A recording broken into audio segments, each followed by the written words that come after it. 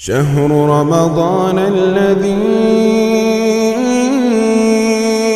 أنزل فيه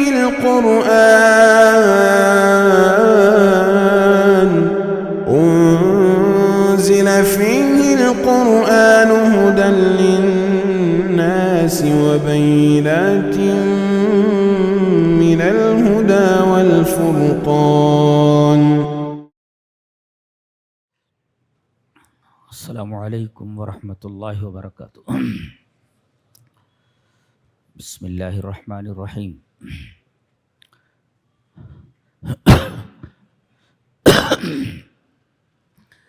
قرآن حکیم کے 7ویں پارے کی تفسیر کا خلاصہ پیش کیا جا رہا ہے.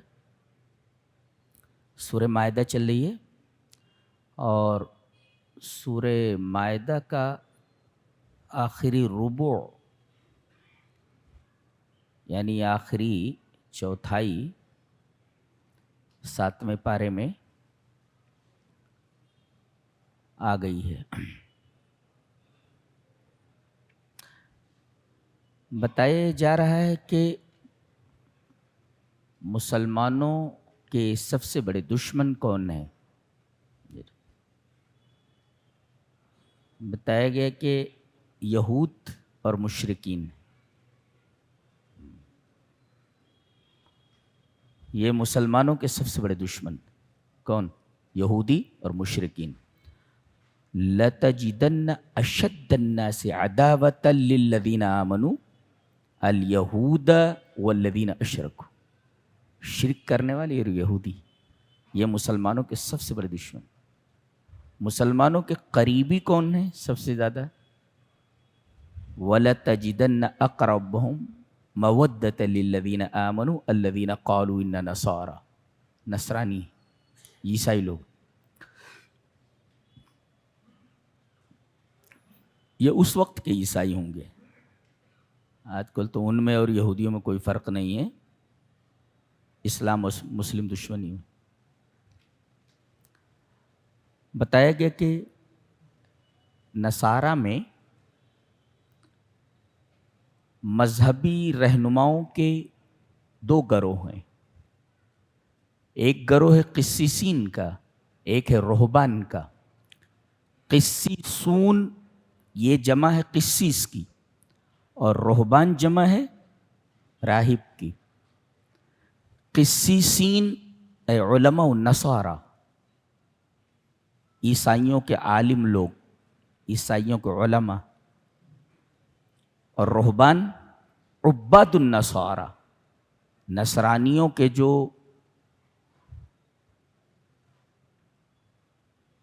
وہ لوگ جو خانقاہوں میں بیٹھ گئے، تارک الدنیا ہو گئے اور انہوں نے دنیا سے کنارہ کشی اختیار کر لی. شادی بیاہ نہیں کرتے، موٹا جھوٹا کھا لیتے ہیں. اور کہا گیا وَأَنَّهُمْ لَا يَسْتَكْبِرُونَ. ان کے اندر استکبار نہیں ہے. سارے فساد کی جڑ دنیا میں یہی ہے، یہ لفظ استکبار، بڑا بننا. میں تجھ سے بڑا ہوں، تو مجھ سے چھوٹا ہے. اور یہی چیز شیطان کے اندر بھی تھی. وَاسْتَكْبَرَ وَكَانَ مِنَ الْكَافِرِينَ. دیکھو ابا وَاسْتَكْبَرَ وَكَانَ مِنَ الْكَافِرِينَ. اللہ نے فرمایا سجدہ کر تو اس نے انکار کیا. میں سجدہ نہیں کرتا. کیوں؟ استکبر، آدم مجھ سے چھوٹا ہے، میں اس سے بڑا ہوں. کیوں؟ اس لیے کہ وہ مٹی سے بنا ہے اور میں آگ سے بنا ہوں. آگ اوپر جاتی ہے، مٹی کو اوپر پھینکو تو نیچے آ جاتی ہے.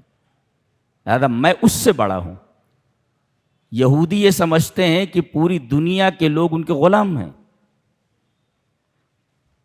دنیا کے سارے لوگ ان کی خدمت کے لیے بنے ہوئے ہیں، سب ان کے خادم اور نوکر ہیں. یہ ان کی ذہنیت ہے، بڑا بننا. ان کے اندر ایک بیماری اس استکبار کی وجہ سے اور پیدا ہوئی ہے، حسد. اور حاسد، حسد کرنے والا ایسی ذلیل مخلوق ہے کہ دکھتا کہیں ہے بتاتا کہیں اور ہے. حدیث میں ہے کہ جب مسلمان نماز پڑھتے اور آمین زور سے کہتے تو ادھر سے اگر کوئی یہودی گزرتا تو جل مر جاتا. یعنی مسلمانوں کے آمین کہنے پر ان کو حسد تھا, تکلیف تھی. تو ساری برائیوں کی جڑ اور سارے فساد کا منبع اور مصدر وہ استکبار ہے. وہ ان کے اندر نہیں ہے. کن کے اندر؟ علماء النصارہ اور عباد النصارہ کے اندر.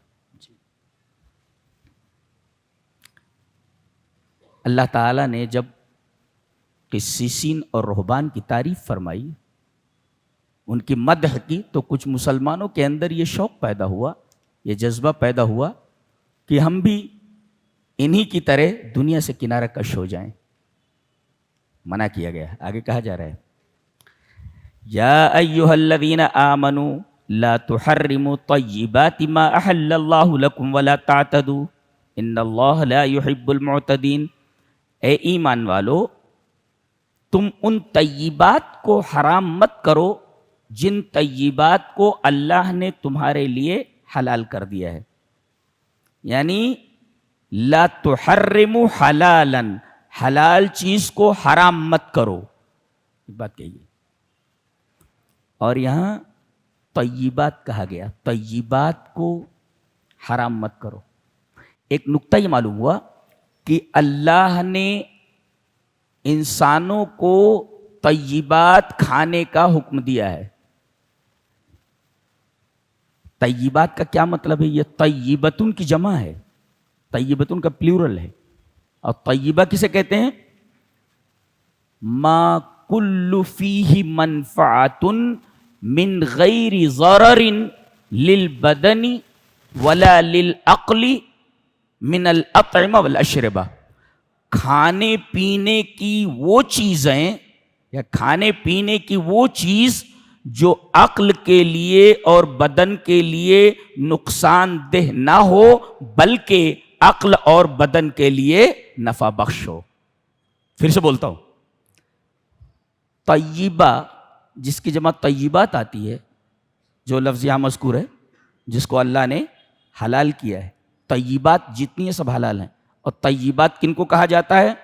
ما کل فیہ منفعۃ, ایسے کھانے اور ایسے پینے کی چیزیں جن کے اندر انسان کے بدن کے لیے اور اس کی عقل کے لیے نفع ہے, عقل اور بدن کے لیے نفع بخش ہو,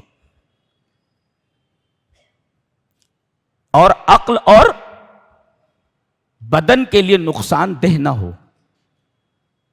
پتہ یہ چلا کہ جو چیز طیبات میں سے نہیں ہے وہ انسان کے بدن کے لیے بھی نقصان دہ ہے اور اس کی عقل کے لیے بھی نقصان دہ. جیسے سور کا گوشت, اللہ نے اس کو حرام قرار دیا ہے, یہ طیبات نہیں ہے, لہذا یہ بدن کے لیے بھی نقصان دہ ہے, ڈاکٹروں نے کہا ہے, اور عقل کے لیے بھی نقصان دہ ہے. اس لیے کہ آدمی کے کھانے کا اثر اس کے نیچر کے اوپر, اس کی طبیعت کے اوپر ہوتا ہے. طبیعت کے اوپر ہوتا ہے کھانے کا اثر. اور طیبات کی عین ضد خبائث. تو طیبات کو اللہ نے حلال کیا. طیبات کا معنی معلوم ہو گیا, جس کے اندر بدن اور عقل کے لیے نفع ہو, ضرر نہ ہو. اس کا عین اپوزٹ, اس کی جو نقیض ہے وہ خبائث ہے. اور اللہ تبارک و تعالی نے ہمارے رسول کو جو بھیجا, آپ کا ایک وظیفہ یہ بھی تھا, کار نبوت میں سے, کارہائے نبوت میں سے ایک کام یہ بھی تھا کہ آپ طیبات کو حلال کریں اور خبائث کو حرام کریں. جیسا کہ 9ویں پارے میں ہے, یحرم علیہم الخبائث یحل لہم الطیبات ویحرم علیہم الخبائث. اس نبی کا ایک وظیفہ یہ بھی ہے کہ وہ اپنی امت کے اوپر طیبات کو حلال کرے اور خبائث کو حرام کرے. اس لیے کہ خبائث میں انسان کے بدن اور اس کی عقل کے لیے نقصان ہے, ضرر ہے اس کے لیے.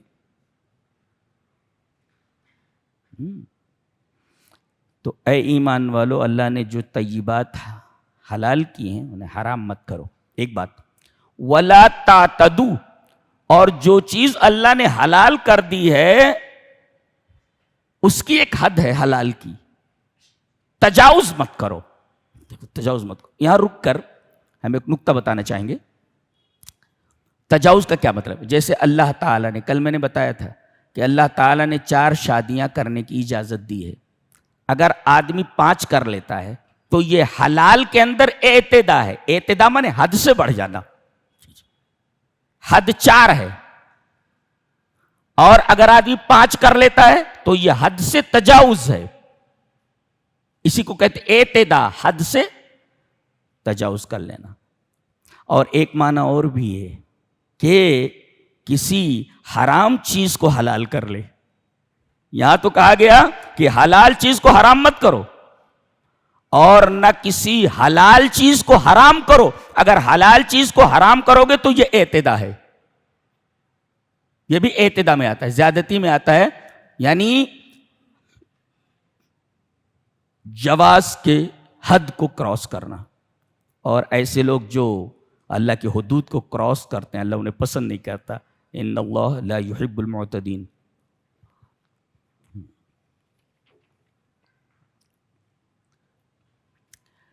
حضرت عبداللہ ابن مسعود رضی اللہ تعالیٰ عنہ کے پاس ایک آدمی آیا اور کہا ان رجلا قال، آیا ان کے پاس، کہا کہ انی حرمت الفرش،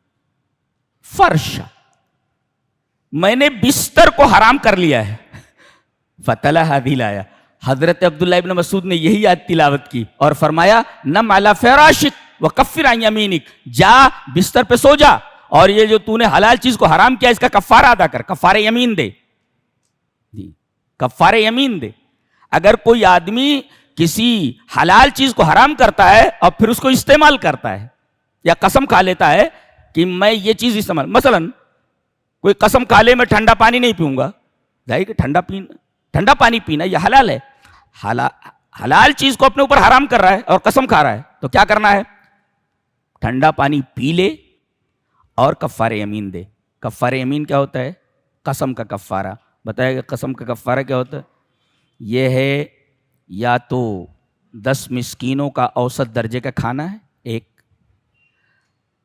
اور دوسرے اوسط درجے کا کپڑا ہے، تیسرے غلام کو آزاد کرنا ہے، اور اگر یہ تینوں چیزیں میسر نہ ہوں تو 3 دن کا روزہ رکھے. یہ یہاں بیان کر دیا گیا. فَكَفَّارَتُهُ، اس کا کفارہ کیا ہے؟ قسم کھانے کے بعد قسم توڑ دے تو کفارہ یمین دے. کفارہ یمین کیا ہے؟ یہ 4 چیزیں ہیں. فَكَفَّارَتُهُ إِطْعَامُ 10 مساکین من اوسط ما تطعمون، اوسط درجے کا کھانا جو تمہارے گھر والے کھاتے ہیں. تطعمون اہلیکم، تمہارے گھر والے تمہارے اہل جو کھاتے ہیں، 10 مسکینوں کا اوسط درجے کا کھانا ہے، یا اوسط درجے کا کپڑا ہے 2، یا ایک غلام آزاد کرنا 3، اور اگر یہ سب نہ کر سکو تو 3 دن کے روزے ہیں. فصیام 3 ایام. تو اللہ تعالیٰ نے جو چیزیں حلال کی ہیں اسے حرام نہ کرو، جو حرام کر دیں اسے حلال مت کرو. اس آیت کریمہ میں وہ بات بیان کی گئی.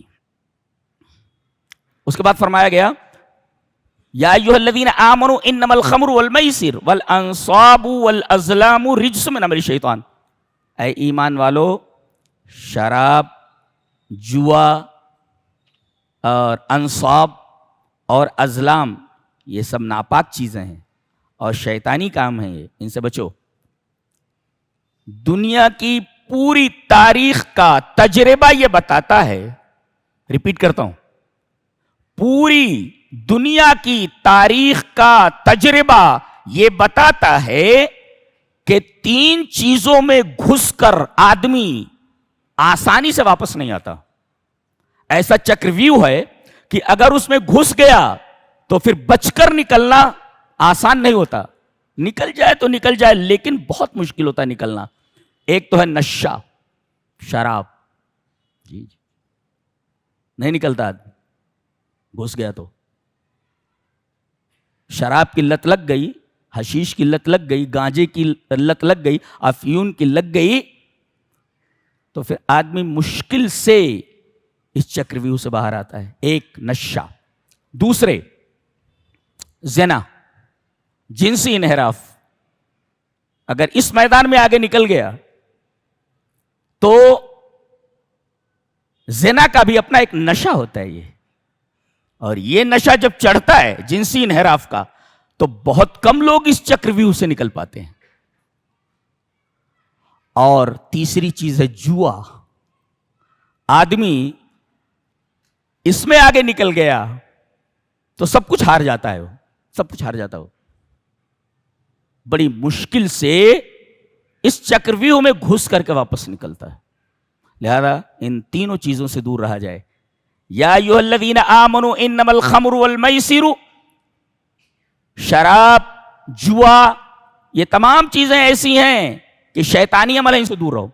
انصاب کسے کہتے ہیں؟ انصاب کعبہ کے ارد گرد، الاصنام حول الکعبہ، کعبہ کے ارد گرد کچھ پتھر تھے، بت تھے، ان بتوں کے پاس جا کر یہ اپنی قربانیاں پیش کرتے تھے۔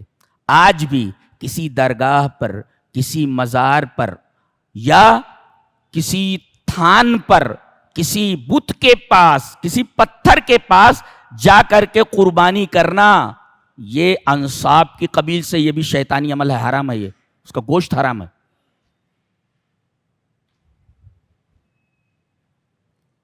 اور ازلام، پانسے کے تیر ہوتے تھے۔ پانسے کے تیر کیسے ہوتے تھے؟ یہ ایک پاٹ ہے، اس کے اندر 3 تیر ہوتے تھے، ایک پر لکھا رہتا تھا افعل، ڈو اٹ، ایک پر لکھا رہتا تھا لا تفعل، ڈونٹ ڈو اٹ، اور ایک خالی رہتا تھا۔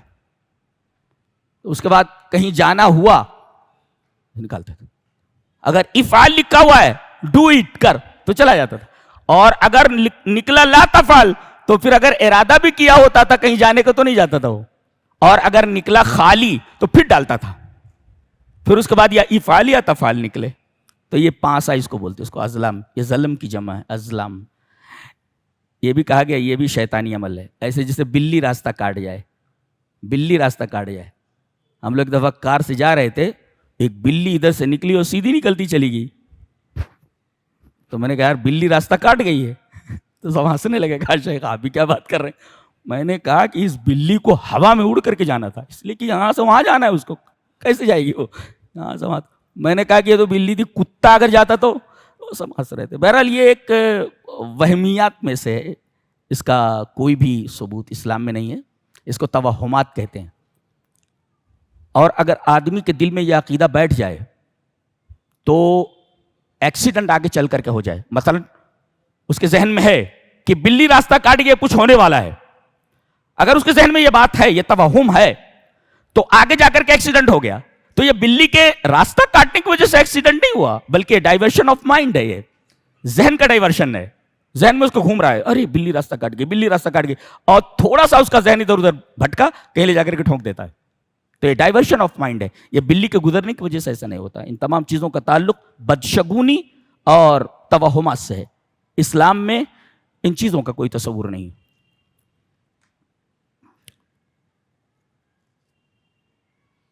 بتایا گیا کہ شراب اور جوئے کی لت یہ انسان کو کن کن مصیبتوں میں مبتلا کرتی ہے، بتایا گیا انما یرید الشیطان ان یوقع بینکم العداوۃ والبغض۔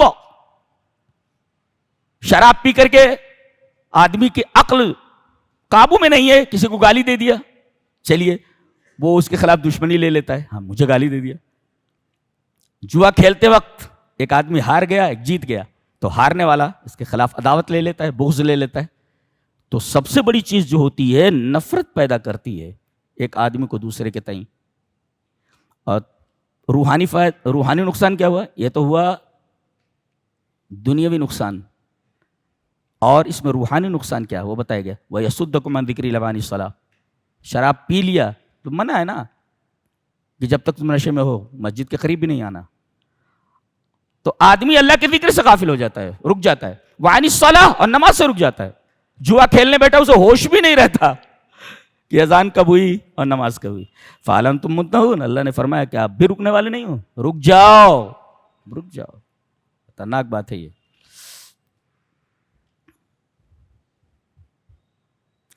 اس کے بعد حضرت عیسیٰ علیہ السلام کا واقعہ بیان کیا گیا ہے کہ حواریین ایک دفعہ بھوکے ہوئے تو کہا کہ دیکھیے پیٹ ہمارا خالی ہے، ہم لوگ بہت بھوکے ہیں، کھانے کا کوئی بندوبست دکھائی نہیں دے رہا ہے. کہا کہ آپ اپنے رب سے دعا کریں کہ آسمان سے اللہ مائدہ اتارے. مائدہ مانے دسترخوان، خوان نعمت اتارے. اسی وجہ سے اس سورہ کریمہ کا نام سورہ مائدہ ہے کہ اس میں حواریین نے گزارش کی حضرت عیسیٰ سے کہ آپ دعا کریں اللہ آسمان سے مائدہ اتارے جس کے اندر کھانے ہوں.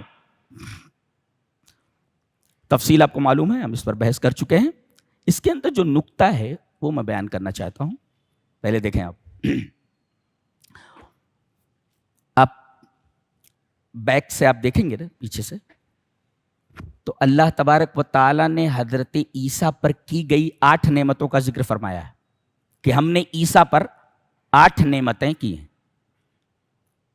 جو لڑکیاں ہیں، خواتین ہیں اور آپ لوگ ہیں جتنے لوگ، 2-3 صفحات کو دیکھ کر کے وہ 9 نعمتیں کیا ہیں جو حضرت عیسیٰ علیہ السلام پر نازل ہوئی، جن کا بیان ہے وہ لکھ کر کے لائیے دیجئے. یہ جو مائدہ کا معاملہ ہے یہ 9ویں نعمت ہے. 9ویں نعمت کا، اس سے پہلے 8 نعمتوں کا ذکر گزر چکا ہے. وہ 8 نعمتیں کیا ہیں آپ لوگ دیکھ کر کے بتاؤ. قال عیسیٰ ابن مریم اللہم ربنا انزل علینا مائدۃ من السماء تکون لنا عیدا لاولنا وآخرنا وآیۃ منک وارزقنا وانت خیر الرازقین.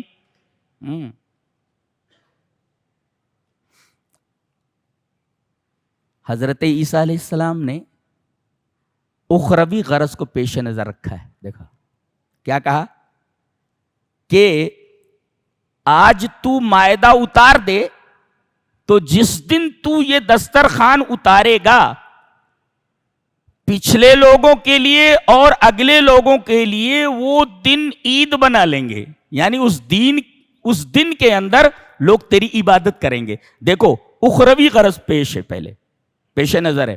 قال عیسیٰ ابن مریم اللہم ربنا انزل علینا مائدۃ من السماء تکون لنا عیدا.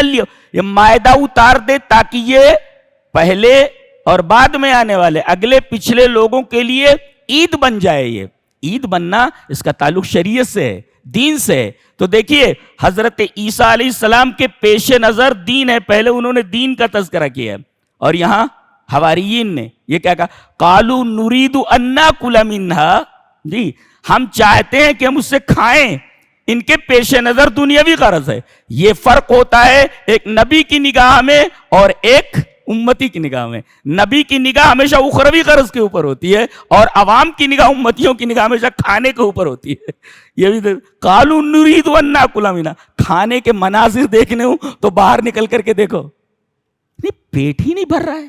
یہ کیسا جہنم ہے بھائی؟ پیٹ ہی نہیں بھر رہا ہے، خالی کھا رہا ہے. جہاں دیکھو بیٹھنے کی جگہ نہیں، کھڑے ہو کر کے کھا رہا ہے. قالوا نريد ان ناكل منها. ہم چاہتے ہیں کہ ہم اس سے کھائیں. کھانے کے پیچھے پڑے ہوئے بیچارے. تو حضرت عیسیٰ علیہ السلام کے سامنے اخروی غرض ہے اور آپ کے حواریین کے سامنے دنیاوی غرض ہے. یہ فرق ہوتا ہے نبی کی نگاہ اور امتی کی نگاہ میں. نبی ہمیشہ اخروی غرض کو پیش نظر رکھتا ہے اور یہ ہمیشہ پیٹ کے پیچھے پڑے رہتے. پہلے ان کے ہاں پیٹ ہے. یہ دسترخوان اترا کہ نہیں اترا؟ نہیں اترا. اس لیے کہ عیسائیوں کی کتابوں میں بھی کچھ ایسا معلوم نہیں ہوتا کہ یہ دسترخوان اترا تھا. ایسا کچھ تذکرہ نہیں ملتا. اس لیے کہ اللہ تبارک و تعالی نے اس پر جو وعید سنائی ہے کہ اتار تو دوں گا. قال اللہ انی منزلها علیکم. ٹھیک ہے میں دسترخوان اتار دیتا ہوں، لیکن فمن یکفر بعد منکم، تم میں سے اس کے بعد کوئی بھی انکار کرے گا فإنی اعذبہ عذابا لا اعذب احدا من العالمین. تو ایسی سزا دوں گا، دنیا میں ایسی سزا کسی کو نہیں دی گئی ہے. یہ بیچارے خود بہت ڈر گئے. یہ خود ڈر گئے، کہا کہ نہیں چاہیے ہی نہیں، چاہیے ہی نہیں. آگے کوئی تذکرہ نہیں ہے. جی سورہ مائدہ کے اندر اللہ تبارک و تعالی نے 5 مقاصد شرعیہ کو پیش نظر رکھا ہے. 5 مقاصد شریعہ جو بہت اہم ہے.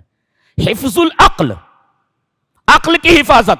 عقل کی حفاظت کا مطلب شراب نہ پی, اس لیے کہ الخمر ما خامر العقل, خمر جو ہوتا ہے شراب وہ عقل کو ڈھانک لیتی ہے, تو عقل کی حفاظت کی گئی, حفظ العقل. اور ایک ہے حفظ المال, مال کی حفاظت, کہا گیا والسارق والسارقۃ فاقطعوا ایدیہما, چور اور چورنی دونوں کا ہاتھ کاٹ لو, یہ مال کی حفاظت ہے. اور حفظ النسل, نسل کی حفاظت, کہ غیر مصافحین ولا متخذی اخدان, آدمی زناکار نہ ہو, اس لیے کہ زنا سے نسل خراب ہو جاتی ہے. تو یہ حفظ النسل اور حفظ العقل یہ ہوا. اور حفظ النفس, جان کی حفاظت. اللہ نے فرمایا من قتل نفسا بغیر نفس او فساد فی الارض فکانما قتل الناس جميعا. ایک آدمی کا قتل پوری انسانیت کا قتل ہے. تو عقل کی حفاظت, نسل کی حفاظت, عقل کی حفاظت, نسل کی حفاظت, مال کی حفاظت, اور 2 حفاظتیں اور بھی ہیں. یہ 5 حفاظتیں ہیں جو تفصیل کے ساتھ سورہ کریمہ میں بیان ہوئی.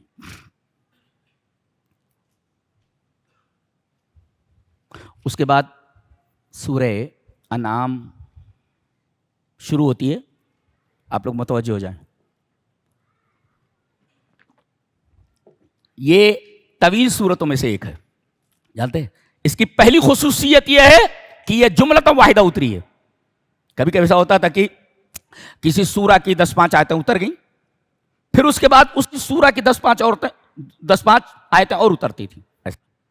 لیکن اس سورہ کریمہ کی پہلی خصوصیت یہ ہے کہ یہ جملۃ واحدہ نازل ہوئی, ایک ساتھ پوری سورہ نازل کر دی گئی ہے. ایک اور دوسری عجیب و غریب خصوصیت یہ ہے کہ اس میں 44 مرتبہ قل ہے. قل کا مطلب اے ہمارے حبیب آپ کہیے. اللہ اکبر. پورے قرآن حکیم میں کسی سورہ کے اندر اتنی بار قل نہیں آیا ہے. اللہ اپنے نبی سے کہے قل, آپ کہیے. اس سے 3 باتیں معلوم ہوئی. کیا؟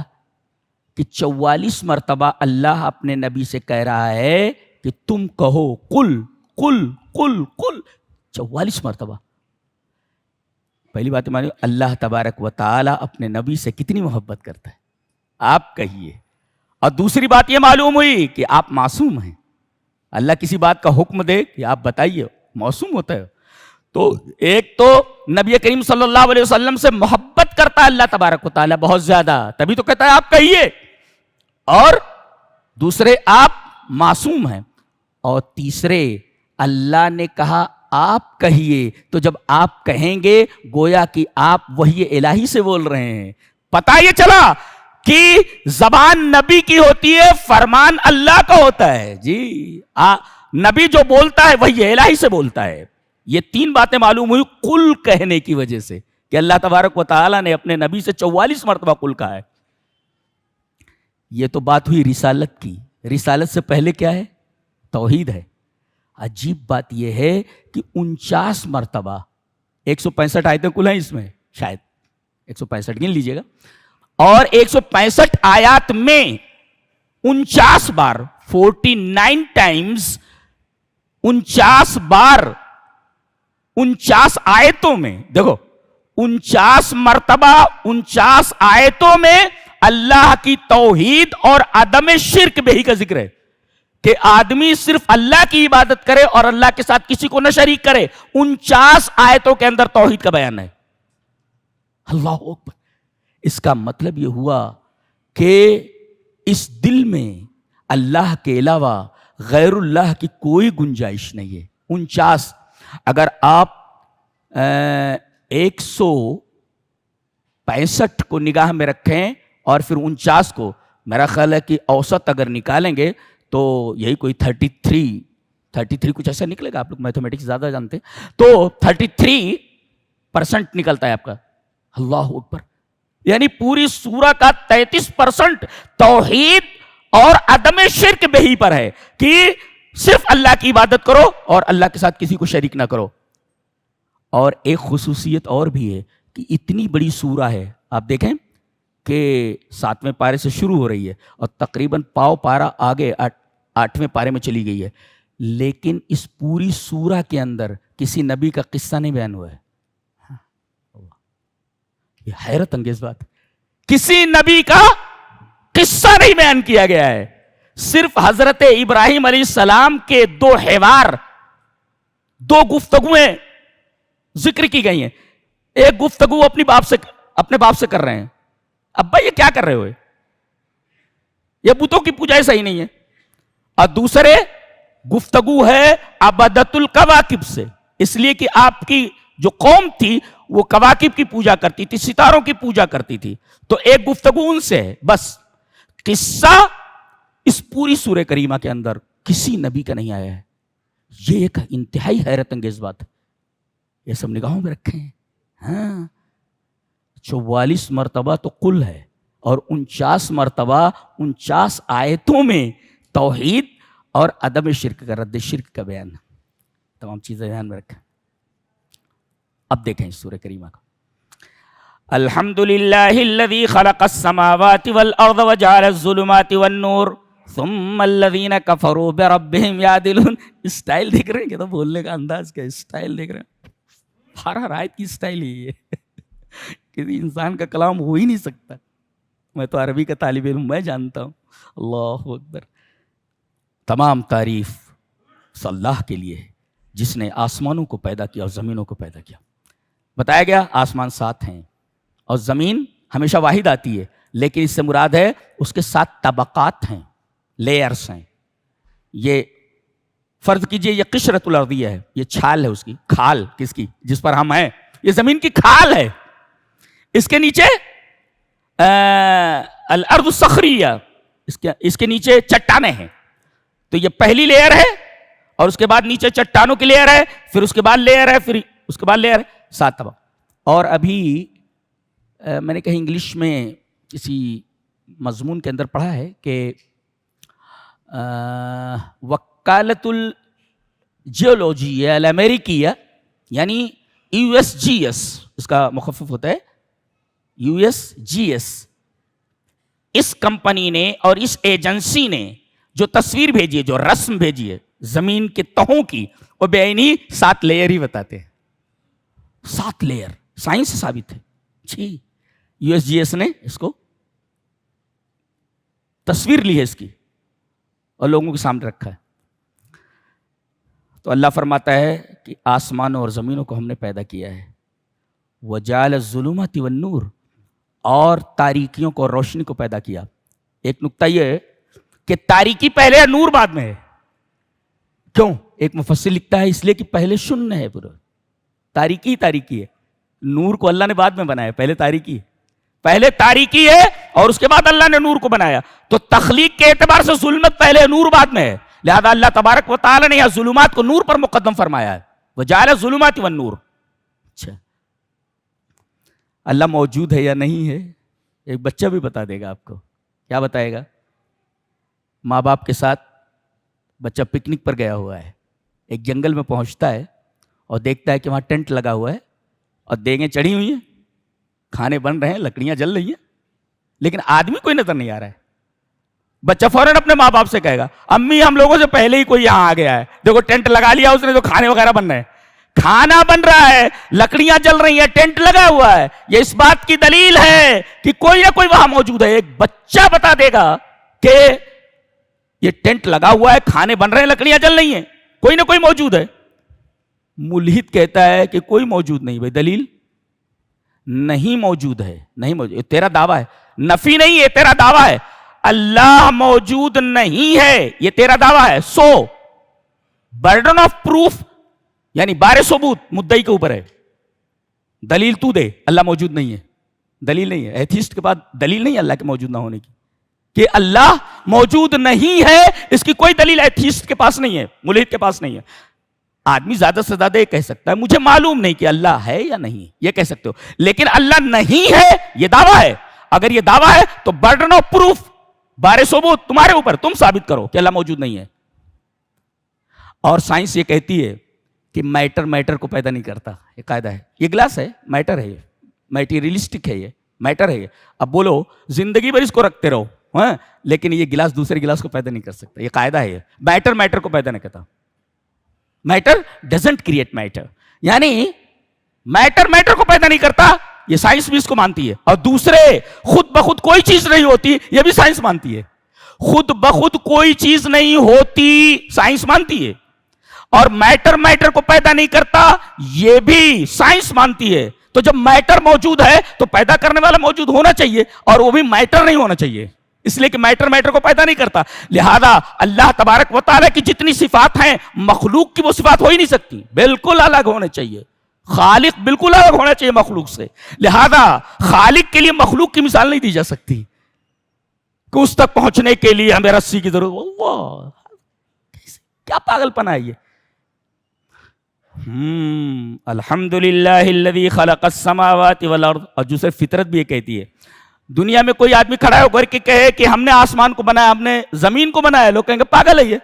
میں ہی کھڑا ہو کر کے بیان کروں کہ میں نے آسمان کو بنایا, لوگ کہیں گے پاگل ہے تو, تیری پیدائش سے پہلے زمین اور آسمان تھے. جی تو کیسے کہہ سکتا ہے میں نے. تو کوئی نہیں کہہ رہا ہے کہ یہ آسمان میں نے بنائے, یہ زمینیں میں نے بنائی, یہ پہاڑ ہم نے زمین کے اوپر کھڑے کیے. جب کوئی نہیں بول رہا ہے, ایک ہستی بول رہی ہے کہ میں نے پیدا کیا ہے, تو تمہارے پاس کیا دلیل ہے کہ اس نے نہیں پیدا کیا ہے؟ وہ یہ نہیں ہے. اللہ اکبر. اچھا, فطرت مجبور ہے ماننے پر, ماننا ہی پڑے گا. کیوں؟ میں مثال دیتا ہوں. ایک بچے اس مثال کو سامنے رکھیں. یہ دیکھو,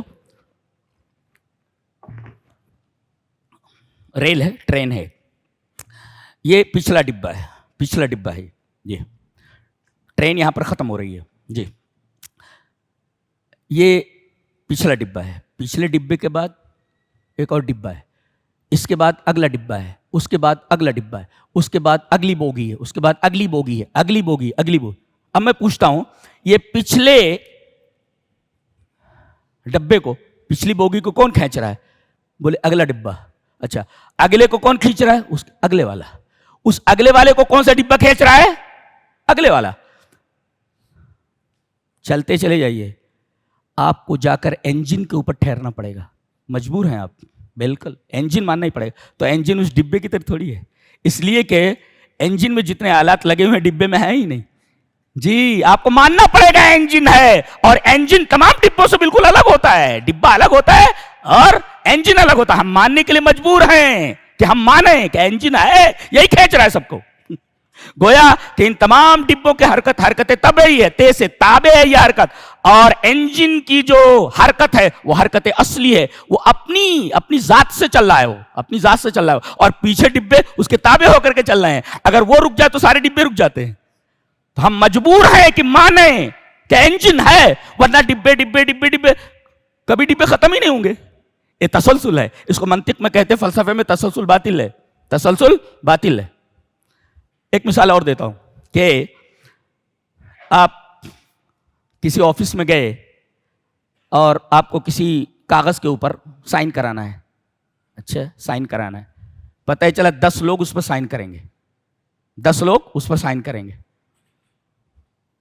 10 کے بعد آپ کی باری آنے والی ہے نا. ایک آدمی سائن کر رہا ہے, دوسرا کر رہا ہے, تیسرا کر رہا ہے, 10واں سائن کر رہا ہے.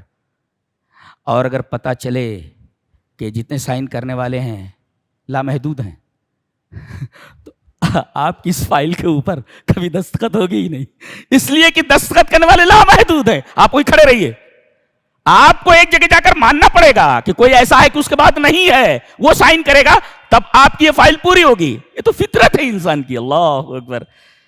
تو سائنٹیفکلی بھی اللہ تبارک و تعالیٰ کو وجود ثابت ہے. الحمدللہ الذی خلق السماوات والارض وجعل الظلمات والنور. میں نے اس کی جو اپاہج سائنسداں تھا, بہت بڑا سائنسداں تھا, اللہ اکبر, میں نے اس کی لکھی ہوئی بہت زبردست کتاب ہے, آپ لوگ پڑھیں, A Brief History of Time, یعنی وقت کی ایک مختصر تاریخ. بہت اچھی کتاب ہے, انگلش میں پڑھیے اس کو. میرا خیال ہے کہ اردو میں ترجمہ بھی ہو چکا ہے, بہت اچھی کتاب ہے. اور میں نے تو یہ بات نہیں پڑھی اس کے تعلق سے, کسی نے کہا ہے, میرے ایک شاگرد نے کہا ہے, جنہوں نے لندن کی ایک یونیورسٹی سے انہوں نے MBA کیا ہے, اور انگریزی بہت اچھی بولتے ہیں, وہ میرے شاگرد ہیں عربی کے.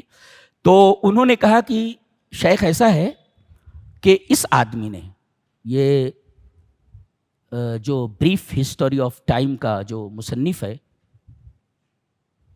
اسٹیفن ہاکنگ, تو اسٹیفن ہاکنگ نے کہیں جا کر کے یہ بات کہی ہے, وہاں رک گیا جا کر کے, کہہ رہا ہے کہ یہ جو پارٹیکل ہے, اس پارٹیکل کے میرے پاس کوئی توجیہ نہیں ہے, لہذا اس کا نام میں گاڈ پارٹیکل لگتا ہوں, وہاں جا کر کے ٹھہر گیا ہو.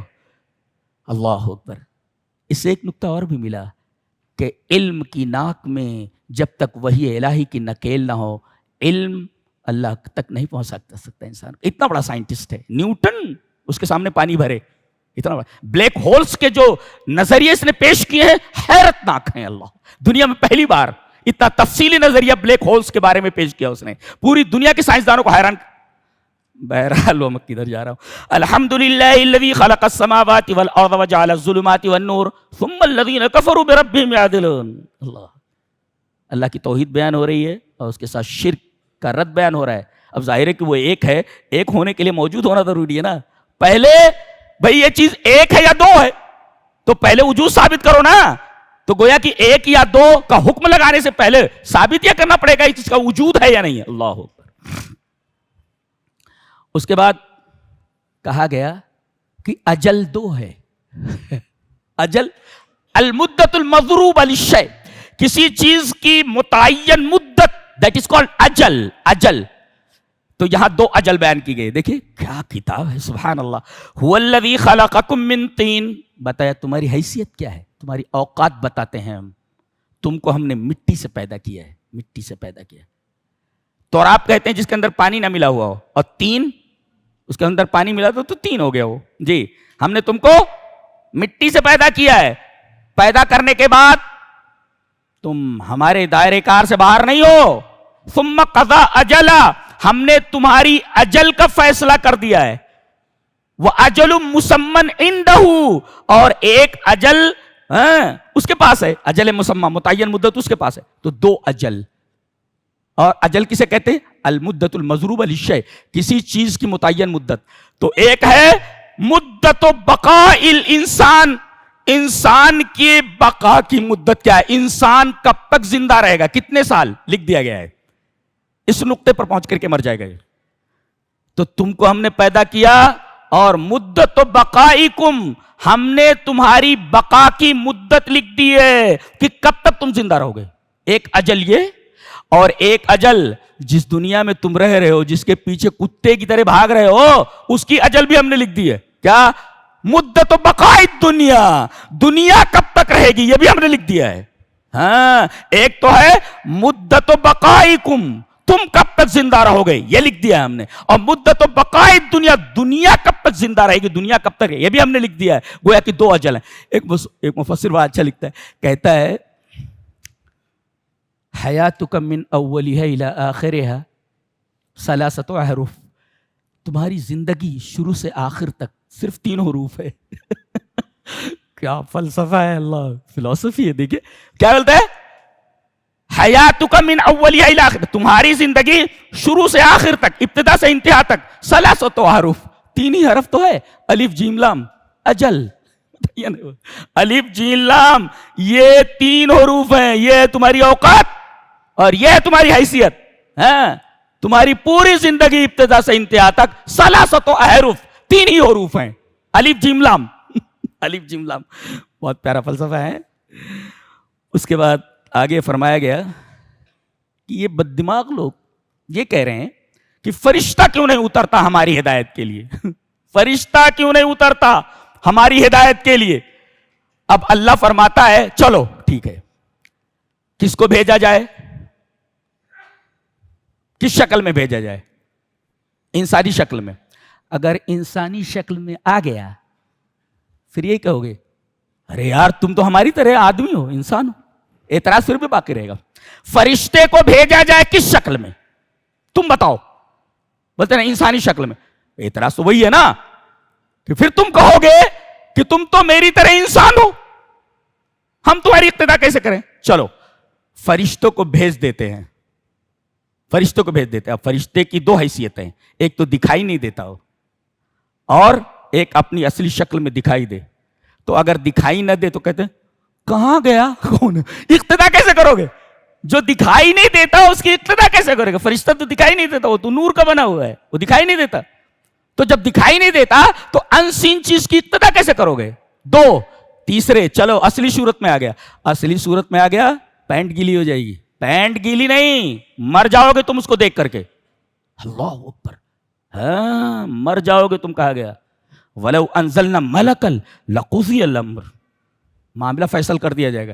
ایک تو تم فرشتے کو دیکھنے کی تاب نہیں رکھ سکتے, مر جاؤ گے دیکھ کر کے, ایک.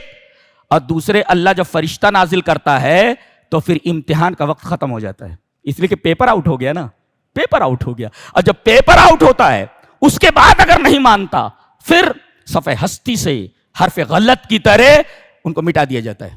جی ہاں, مٹا دیے جاتے ہیں حرف غلط کی طرح. وہ لقضی الامر, معاملہ فیصل کر دیا جاتا ہے. رزلٹ وہ پرچہ آؤٹ ہو گیا نا, اس لیے کہ ایمان بالغیب معتبر ہے. پرچہ آؤٹ ہو گیا تو امتحان کا کوئی مطلب نہیں رہ گیا. اب فیصلہ سنا دیا جاتا ہے, ختم کرو اس کو, ختم کرو. لقضی الامر, کیا سبحان اللہ سبحان اللہ. آگے فرمایا جا رہا ہے قل لمن ما فی السماوات والارض, زمین اور آسمان میں جتنے لوگ ہیں, جتنی چیزیں کس کی ہیں؟ ایتھیسٹ کہتا ہے اللہ نہیں ہے, اللہ فرماتا ہے وہ بھی کس کا ہے. سبحان اللہ. کاش کہ جو انکار کرتے ہیں اللہ کا یہ آیتیں دیکھ لیں. اللہ نے اپنے حبیب سے کہا قل, آپ کہیے لمن ما فی السماوات والارض, آسمانوں اور زمینوں میں جتنے لوگ ہیں, جتنی چیزیں کس کی ہیں؟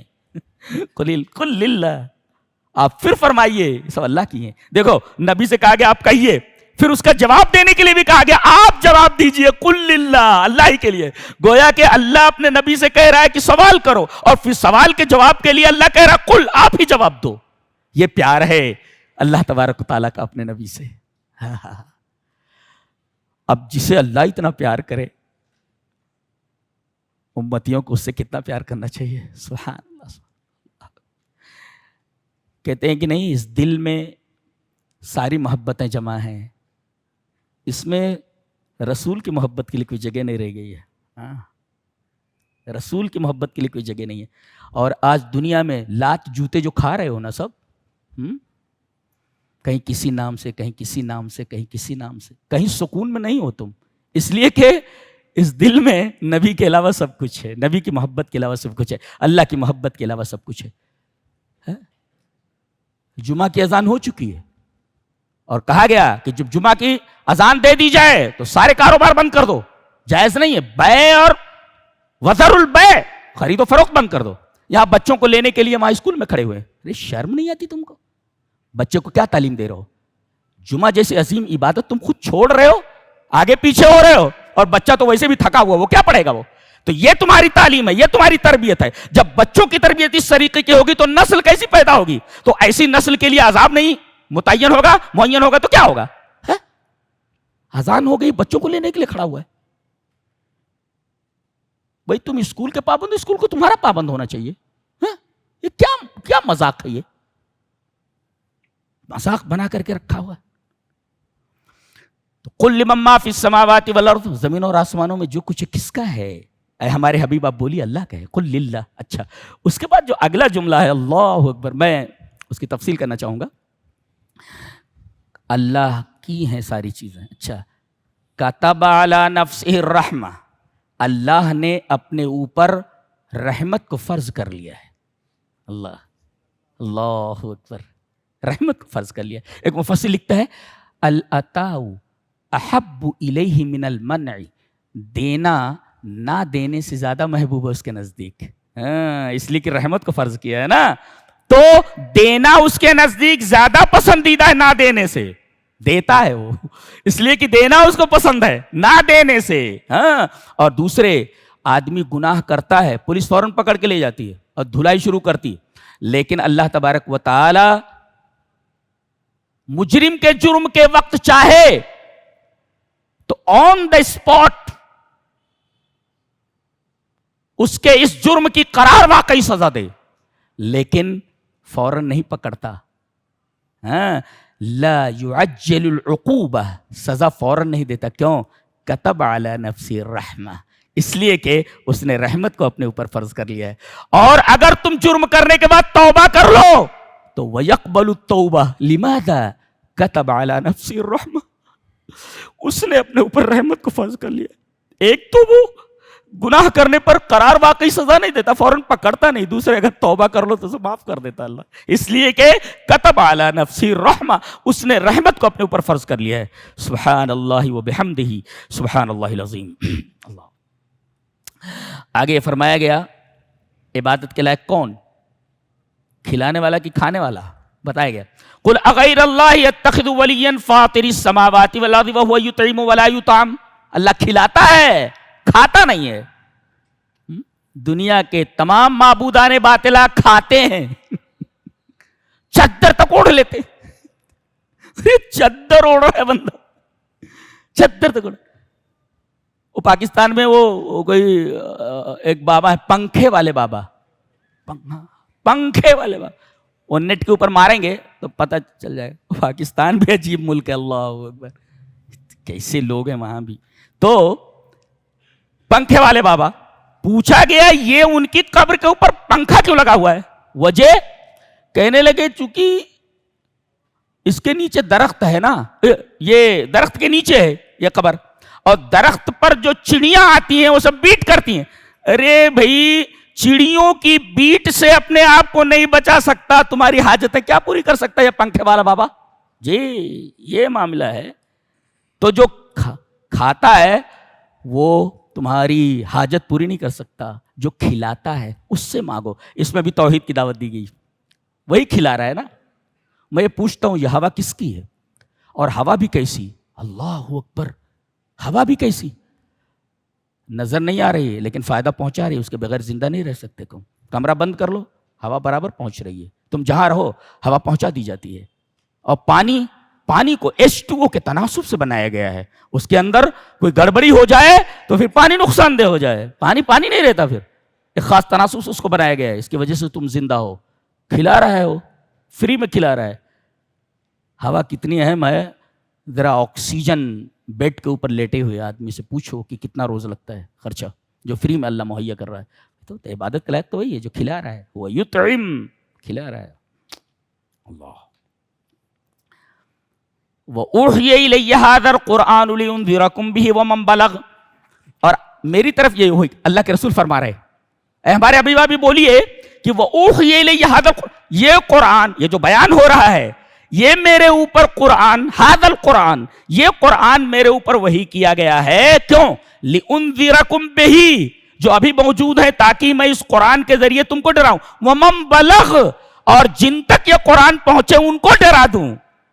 کسی مفسر نے بہت اچھا لکھا ہے, من بلغہ القرآن فکأنما رأى النبی صلی اللہ علیہ وسلم. جس آدمی تک قرآن پہنچ جائے سمجھو کہ اس نے نبی کو دیکھ لیا ہے. جی یہ بات کہی گئی. قرآن پڑھو نبی کو دیکھ لو. اس لیے کہ فرمایا گیا کہ اس قرآن کے ذریعے میں ڈراؤں تم کو جو ابھی موجود ہو, وہ من بلغ, اور قیامت تک جن کے پاس یہ قرآن پہنچے ان سب کو اس قرآن کے ذریعے میں ڈراؤں. اللہ اکبر.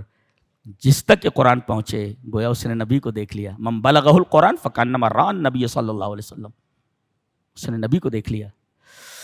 اچھا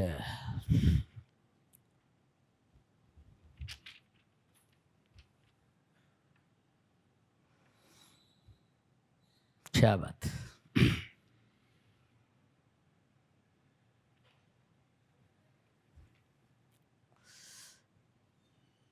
فرمایا گیا وما هذه الحياة الدنيا إلا لعب ولهو وللدار الآخرة خير للذين يتقون فلا تعقلون.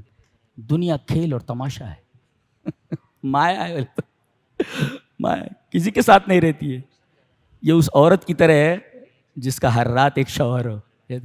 کتنے لوگوں کو بدل چکی ہے, کتنے لوگوں کو بدل چکی ہے, کسی کے ساتھ وفا نہیں کرتی ہے. اللہ فرما رہا ہے دنیا جو ہے کھیل اور تماشا. دیکھو دنیا محمود بھی ہے اور دنیا مذموم بھی ہے. اذا اقترنت الدنیا اذا اقترنت باللہو واللعب والتفاخر, اگر دنیا یہ لہو و لعب اور فخر وغیرہ کے ساتھ مل جائے مذمومہ و محمودہ اذا اقترنت یا اذا كانت معینۃ علی الطاعہ، اور اگر یہ مددگار بن جائے اللہ کی اطاعت پر تو محمود ہے.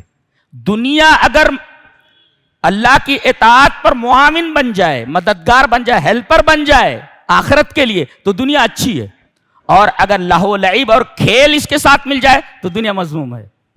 لہذا دنیا جو ملی ہے اسے آخرت کی تیاری کے لیے استعمال کرو، ورنہ رہنا کس کو ہے؟ آج وہ ہے، کل آپ ہیں، کل ہم ہیں، کس کو رہنا ہے یہاں؟ ڈر نہیں لگتا کہ تنہائی میں چھوڑ کر کے آپ کو آ جاتے ہیں وہاں؟ کون ہے آپ کے ساتھ وہاں؟ ہاں، کیڑے منتظر ہیں کھانے کے لیے تمہارا بدن. یہ جو باڈی بنا رہے ہو حرام کھا کھا کر کے، منتظر ہے کیڑے، اور بہت خوفناک قسم کے کیڑے ہیں. یہ پیٹ جب پھٹتا ہے تو اس سے عجیب قسم کی بدبو نکلتی ہے. یہ بدبو بہت محبوب ہوتی ہے ان مخصوص کیڑوں کے لیے. وہ آتے ہیں اور پھر کھانا شروع کر دیتے ہیں انسان کا. تم انسان کی غذا ہو کیا؟ تمہاری اوقات کیا، تمہارا بدن کیا، تمہارا دماغ کیا؟ وما هذه الحیات وما الحیات الدنیا لعب ولہو. آخرت بناؤ، وللدار الآخرۃ خیر، آخرت کی زندگی بہتر ہے. یہ کیا ہے؟ کچھ بھی نہیں ہے. اللہ اکبر. قرآن حکیم دنیا کی حقیقت بتا دیتا ہے.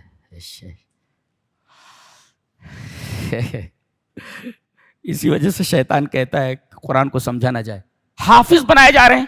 ارے ٹھیک ہے حافظ بناؤ بھائی، لیکن آپ قانون یاد کر لیں، لیکن قانون کا انطباق آپ نہ کر سکیں تو کتنی بڑی بدبختی ہے. قانون کا انطباق ضروری ہے. آپ سمجھیں کہ قانون میں سیکشنز رٹ لیں آپ لا میں، اور آپ کو اس کا انطباق ہی نہ آتا ہو تو اس پڑھائی سے کیا فائدہ ہے؟ اس پڑھائی سے کیا فائدہ ہے؟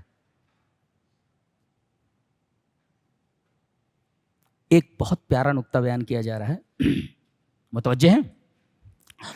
فَلَوْلَا إِذْ جَاءَهُمْ بَأْسُنَا تَضَرَّعُوا.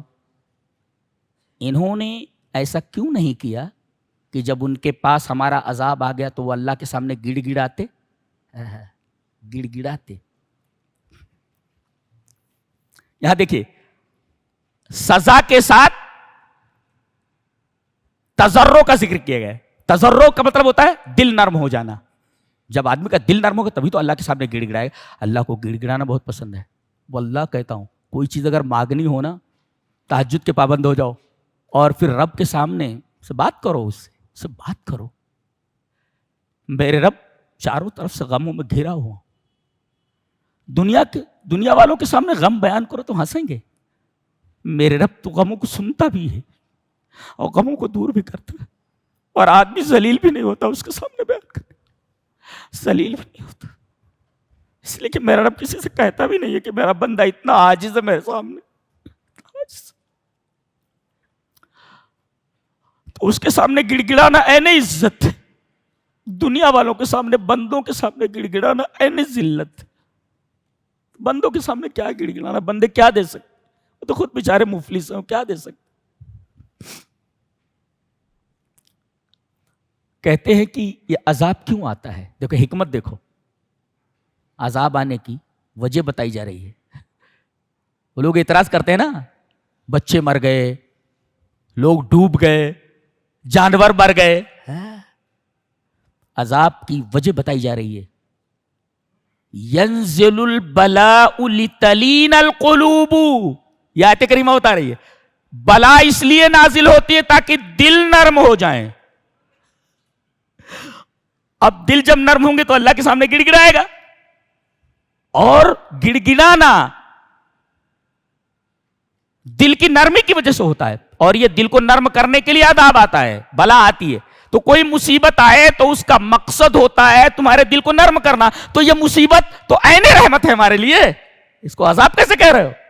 ہمارے دل کو نرم کرنے کے لیے مصیبت آئی ہے. ہمارے ایک دوست تھے، بڑے دنیا دار تھے، اللہ واپس ہیں، دنیا دار تھے. وہ ان کی بیٹی تھی، وہ بہت پیاری بچی تھی، بہت محبت کرتے تھے اس سے. ایکسیڈنٹ میں مر گئی. وہ پوری زندگی چینج ہو گئی. اللہ، اگلی سب میں رہتا ہے وہ آدمی، بہت ہی پیسے والا ہے، میرے دوستوں میں سے ہیں، اور ایک دم زندگی چینج ہو گئی. اب آپ یہ کہیں کہ بیٹی مر گئی تب تو اللہ کا انکار کر دینا چاہیے تھا، لیکن بیٹی مر جانے کے بعد, اتنا بڑا حادثہ ہونے کے بعد ڈائریکٹ اللہ کی طرف پلٹ گیا وہ. دیکھیے اب دل نرم ہوتا ہے بلا آنے سے, ہے کہ بیٹی چلی گئی ایک دن میں بھی جا سکتا ہوں. دیکھو یہ سوچ ہے ایک طریقے کی. اچھا یہ بلا نازل کرنے کی کیا ضرورت ہے؟ بلا نازل کیے بغیر بھی ہے آدمی اللہ کے سامنے گڑ گڑا سکتا ہے. بولے نہیں, لا تلین قلوب البعض الا بالتادیب. بعض لوگوں کے دل ایسے ہوتے ہیں کہ وہ تادیبی سے درست ہوتے ہیں, یعنی بعض ہوتے ہیں لاتوں کے بھوت باتوں سے نہیں مانتے, تو وہ لات دینی پڑتی ہے ان کو. یہ ہے لا تلین قلوب البعض الا بالتادیب, لاتوں کے بھوت باتوں سے نہیں مانتے. اس کا مطلب ہے اس جملے کا ضروری ہے ان کو ادب دینا, بلا نازل کی جائے تاکہ دل نرم ہو جائے. بعض لوگوں کے دل نرم نہیں ہوتے مگر تادیب سے کہ بلائے تب یہ سدھریں گے اور تب ان کے اندر ادب آئے گا. تادیب کے لیے یہ قانون بتایا گیا ہے. اس کے بعد ایک عجیب بات بتائی جا رہی ہے کہ جب لوگ بھول گئے اللہ کو تو ہم نے ان کے اوپر ہر چیز کے دروازے کھول دیے. اللہ کا نافرمان ہو گیا. ایک دکان تھی 2 دکان دے دیا, 2 تھی 3 دے دیا. آج بڑے لوگوں کا یہی حال ہے, او دبئی میں ہے, فلاں جگہ ہے, یہاں ہے, وہاں ہے, اور اگلے پل کا بھروسہ نہیں ہے. میرا یہ میرا, ارے تیری اوقات کیا اللہ کے بندے, قرآن پڑھ لے تجھے تیری اوقات معلوم ہو جاتی. سارے ہوٹل سارے کھانے پینے بھول جائے گا تجھے تیری اوقات معلوم ہو جاتی. تو فلما نسوا ما ذکروا بھی, ہم نے ایک ہوٹل تھا, ایک دکان تھی, 2 ہوٹل دے دیے, 2 دکانیں دے دی. اولاد نہیں تھی, اولاد دے دی, تمام آسائشیں دے دی. حتی اذا فرحوا بما اوتوا, جو چیز دی گئی تھی جب اس پر وہ نازاں ہو گئے, ناز کرنے لگے, اخذناہم بغتۃ, اچانک ہم نے ان کو پکڑ لیا, اچانک پکڑ لیا. ایک مفسر لکھتا ہے کہ اس آیت کریمہ کی شرح وہ ہے, مسند احمد کی روایت, کہ اذا, عقبہ ابن عامر کی روایت ہے کہ نبی کریم صلی اللہ علیہ وسلم نے فرمایا اذا رأیت اللہ یعطی العبد من الدنیا علی معاصیہ فإنما هو استدراج. اگر اللہ بندے کو اس کی نافرمانیوں کے باوجود نعمتیں بڑھا رہا ہے, دنیا دے رہا ہے, تو سمجھ جاؤ کہ ڈھیل دی جا رہی ہے اور اس کو اچانک پکڑا جانے والا ہے, اس کو اچانک پکڑا جانے والا ہے. کہ میں گناہ کر رہا ہوں پھر بھی اللہ نواز رہا ہے. بعض لوگوں کو دیکھو اللہ کے نافرمان ہے لیکن بہت پیسے والے ہیں, اللہ ان کو نواز رہا ہے اللہ کی نافرمانی کے باوجود. یہ آیت کریمہ بتا رہی ہے ان کو ڈھیل دی جا رہی ہے, فإنما هو استدراج, اور ایک دم ان کو پکڑ لیا جائے گا, مچھلی ڈائریکٹ پانی سے نکل کر کے خشکی پر آ جائے گی. اس کے بعد ایک قانون بتایا گیا, فَقُطِعَ دَابِرُ الْقَوْمِ الَّذِينَ ظَلَمُوا وَالْحَمْدُ لِلَّهِ رَبِّ الْعَالَمِينَ. یہ بڑی عجیب بات ہے, دشمنوں کی جڑ کاٹ دی گئی تو تمام تعریف اللہ کی. ارے بھائی دشمن ہلاک ہو گیا تو الحمدللہ رب العالمین میں اور دشمن کی ہلاکت کے درمیان کیا ربط ہے؟ دشمن کو ہلاک کر دیا گیا, یہ کہا گیا. اس کے بعد کہا گیا الحمدللہ رب العالمین.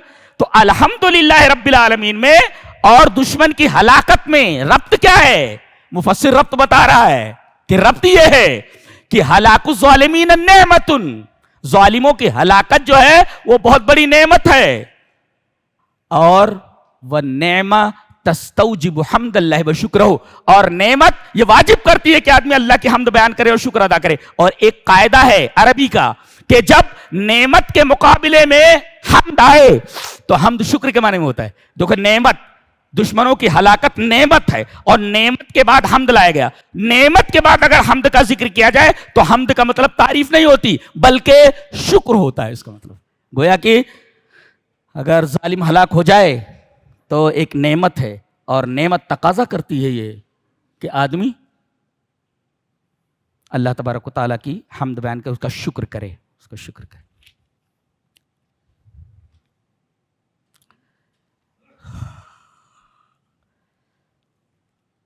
اللہ فرما رہا ہے کہ کیا بات کہی گئی, وَعِندَهُ مَفَاتِحُ الْغَيْبِ لَا يَعْلَمُهَا إِلَّا هُوَ. یہ پہلی حسن ترتیب دیکھیے, اللہ کے پاس غیب کی کنجیاں ہیں. غیب مینس ماغابان نا, جو ہماری نگاہوں سے اوجھل ہے, مالا ندرک بالحواس الخمسہ, 5 سینسز کے ذریعے ہم اس کو نہ جان سکیں, اس کو کہتے ہیں غیب. ماغابان نا, حواس سے ہم اس کا ادراک نہ کر سکیں. تو اللہ کے پاس غیب کی کنجیاں ہیں, کنجی نہیں کنجیاں ہیں. غیب کی ساری کنجیاں اسی کے پاس ہے، کسی کو غیب کا علم نہیں ہے، پہلی بات تو یہ معلوم ہے۔ اور کہتا ہے وَيَعْلَمُ مَا فِي الْبَرِّ وَالْبَحْرِ، خشکی اور تری میں جتنی بھی چیزیں ہیں سب اللہ کو معلوم ہے۔ اللہ اکبر۔ آپ کو معلوم ہے ٹائٹینک جو جہاز تھی، جس کے بارے میں اس جہاز کے کمپنی والوں کا دعویٰ یہ تھا کہ اسے قدرت بھی ڈبو نہیں سکتی، ڈوب گیا۔ یہ واقعہ کب کا ہے؟ اگر میرا حافظہ غلطی نہیں کر رہا ہے تو 14 یا 15 اپریل 1911 میں ہوا ہے، 1911 کے اندر۔ اس میں تقریباً 4000 لوگ تھے، 3800، تقریباً 4000 لوگ تھے۔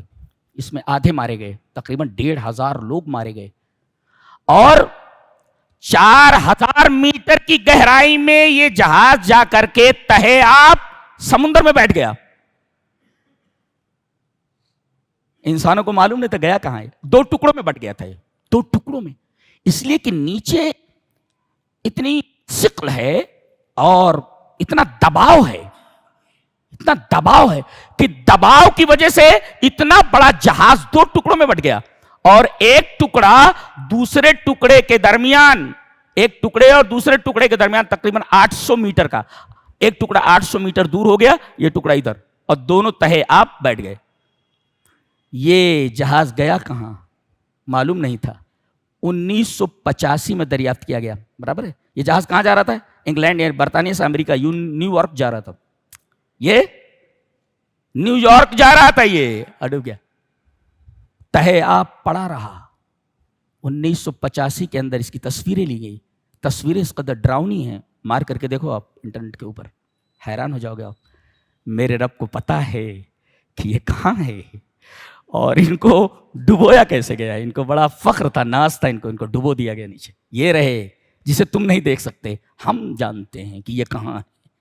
جب آلات آئیں گے، آلات کے ذریعے تم بہت دیر کے بعد، عرصے دراز کے بعد پتہ لگاؤ گے، لیکن اب بھی ہماری نگاہوں کے سامنے بعض کمرے تو کھل نہیں سکے، کھڑکیاں، وہ اسی میں ان کی ہڈیاں ساری چیزیں گل کر کے ان کا پتہ ہی نہیں چلا کہاں چلے گئے۔ وہ جہاز وہیں 1911 میں یہ حادثہ ہوا، 1985 تک پتہ ہی نہیں تھا سمندر میں یہ جہاز گیا کہاں، بعد میں پتہ چلا۔ رب تعالیٰ کو پہلے سے معلوم ہے کہ یہ جہاز گیا کہاں، وہ ہے سامنے، کتنے لوگ مارے گئے ہیں، یہ سب ملک الموت کی ٹیم نے ان کی جانیں نکالی ہیں، ہم کو معلوم ہے۔ وَيَعْلَمُ مَا فِي الْبَرِّ وَالْبَحْرِ، خشکی پر کیا ہے، تری میں کیا ہے، سمندر کی گہرائیوں میں کیا ہے، ہمیں ساری چیزوں کا علم ہے۔ اللہ اکبر، یہ ہے ہمارے رب کا علم۔ وَيَعْلَمُ مَا فِي الْبَرِّ وَالْبَحْرِ، اور آگے فرمایا گیا وَمَا تَسْقُطُ مِن وَرَقَةٍ إِلَّا يَعْلَمُهَا، not a leaf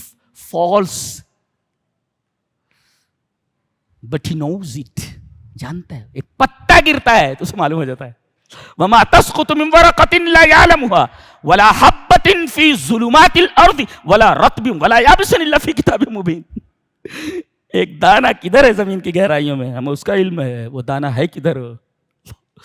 سبحان اللہ، ہیبت طاری ہو جاتی ہے رب تعالیٰ کی اس علم کے اوپر، اس کے پاور کے اوپر، اس کی طاقت کے اوپر۔ ایتھیسٹ بھی کتنا بد نصیب ہوتا ہے نہیں، اور اللہ کا نافرمان بھی کتنا بدبخت ہوتا ہے، کتنا بدبخت ہوتا ہے۔ اللہ اکبر۔ اللہ تبارک تعالیٰ کے وجود کی ایک بڑی پیاری دلیل، متوجہ ہو جائیں، شاید آپ نے کبھی نہ سنا ہو، متوجہ ہو گئے؟ متوجہ ہو جائیں۔ اللہ فرما رہا ہے، یہ آخری بات ہے، ان اللہ فالق الحب والنوى، اللہ کے وجود کی دلیل دیکھو، ہم سائنٹیفک انداز سے اس کو جو ہے سائنٹیفک وے سے ہم ثابت کرنا چاہیں گے، متوجہ ہے؟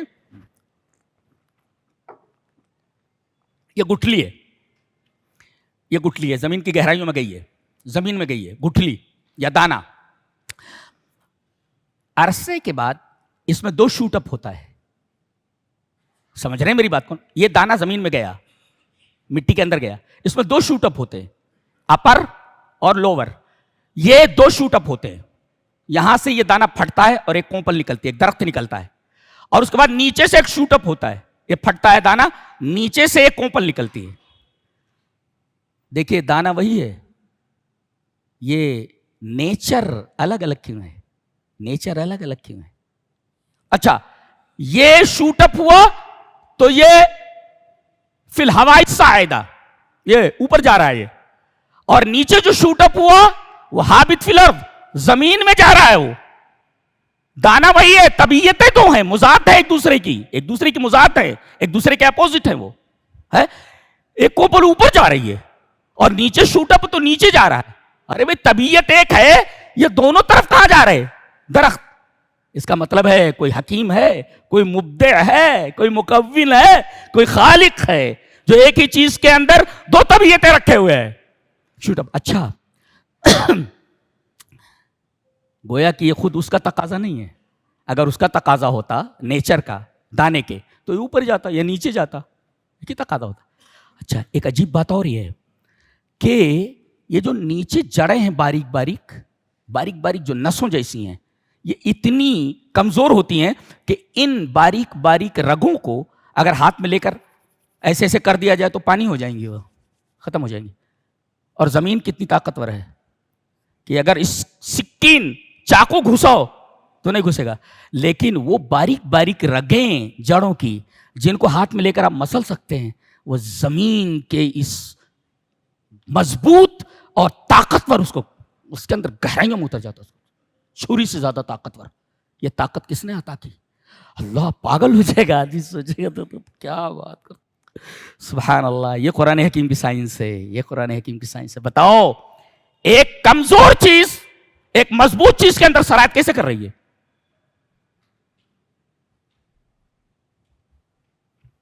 فرمایا گیا ان اللہ فالق الحب والنوى. اللہ یہ کون کرتا ہے؟ یہ اللہ کرتا ہے. نیچے کا شوٹ اپ وہی کرتا ہے، اوپر کا شوٹ اپ وہی کرتا ہے. فالق، فلق مانے پھاڑنے والا، ٹو بریک، پھاڑنا اس کا مطلب ہوتا ہے. فالق کا مطلب قرآن پڑھیے آپ لوگ، قرآن پڑھیے، ترجمہ کے ساتھ پڑھیے. جی یہ تھا 7ویں پارے کا خلاصہ. اللہ ہمیں نیک عمل اور اچھی سمجھ کی توفیق عطا فرمائے. وآخر دعوانا الحمدللہ رب العالمین.